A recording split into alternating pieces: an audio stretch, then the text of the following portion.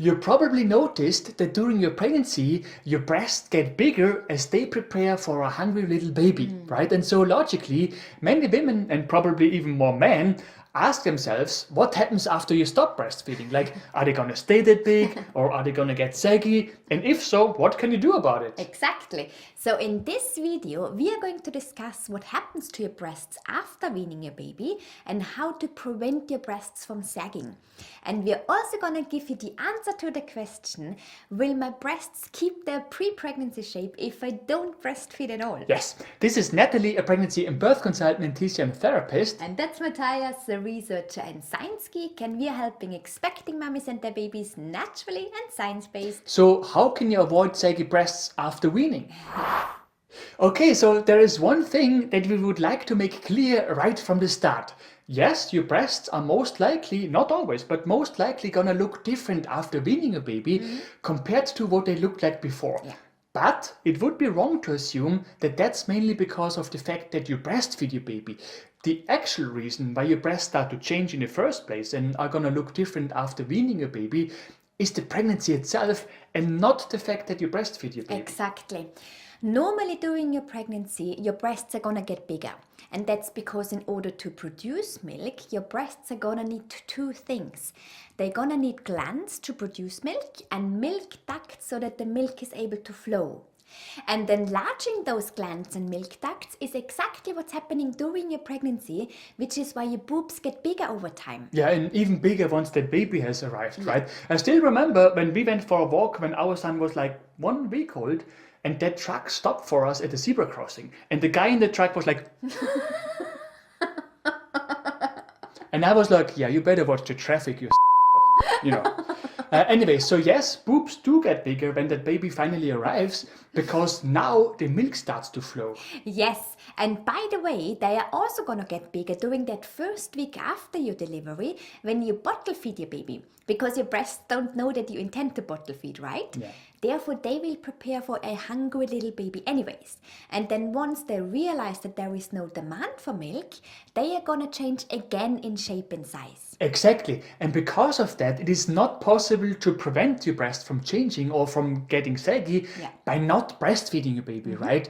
Whether you like it or not, if you're pregnant, your breasts are gonna get ready to feed that baby. Right. So please do not bottle feed your baby out of fear that your breasts are gonna change or look different afterwards, right?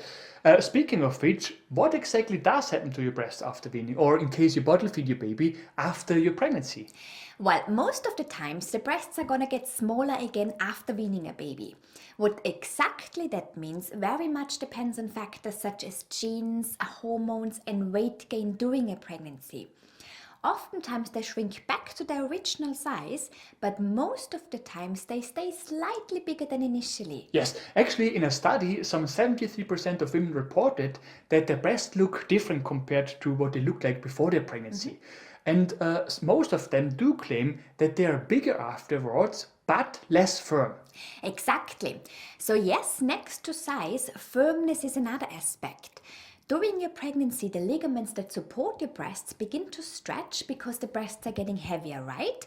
And this stretching can often lead to less firm breasts and even saggy breasts. Exactly. And what can also add to saggy breasts is, of course, the weight loss after your pregnancy, because it's not only the ligaments that stretch, but also the skin, which you may notice when you have stretch marks, for instance, right? Now, the question, of course, is there anything that you can do to prevent your breasts from sagging? Like, what should you do? Okay, so first of all, as we mentioned already, weight gain plays a very important role in developing saggy breasts, also when you're pregnant. And so the first thing you should do is make sure that you only gain weight during your pregnancy within reasonable boundaries. Yes, we often hear the sentence, I have to eat for two now, but that is not the case. It will actually do more harm than good, right?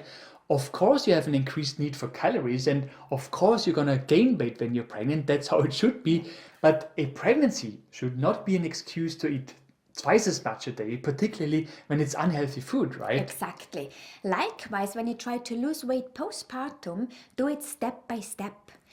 Those extreme postpartum weight loss diets that you sometimes see on the internet almost always do more harm than good.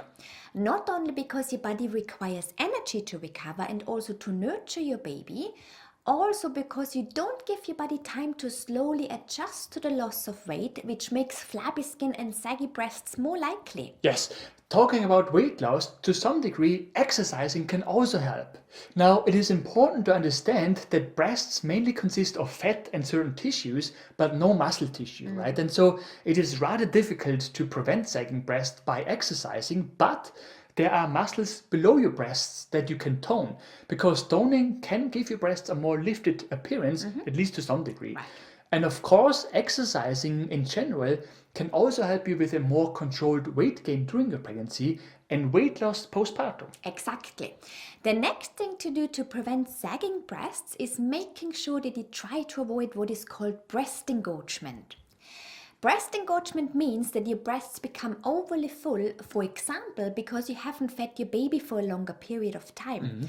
And the problem with engorged breasts is not only that it causes the skin of your breasts to stretch even more, the problem is also that it can lead to clogged milk ducts, which can be painful. Yeah. So ideally, you don't keep the intervals between the feeding sessions too long. Yes, of course, this is not always a simple task, right? And so one thing that could help avoid breast engorgement if your baby is not ready to eat is using a breast pump. Exactly. So what else can you do to avoid saggy breasts? Well, as you may know from various TV commercials, skin needs to be nurtured in order to be good looking, right? Yeah. In other words, your skin, but also your connective tissue, require certain micronutrients. Exactly. And so if your main source of nutrients is fast food, such as burgers and fries, both your skin and connective tissue are going to reflect that diet, at least at some point, right? Right. But if you provide both with micronutrients from a healthy and balanced diet, you help your breasts look better for a longer period of time. Yeah, at least until the age effect kicks in, right? Then you could as well eat burgers and fries. No, just kidding.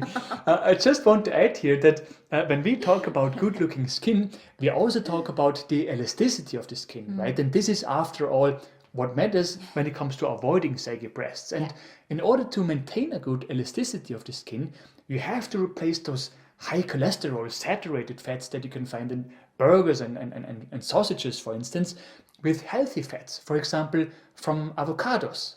On top of that, you want to make sure that you get enough vitamin E, because vitamin E also plays a very important role when it comes to the elasticity of the skin. Right? Exactly. And another factor that helps with that is hydration, of course.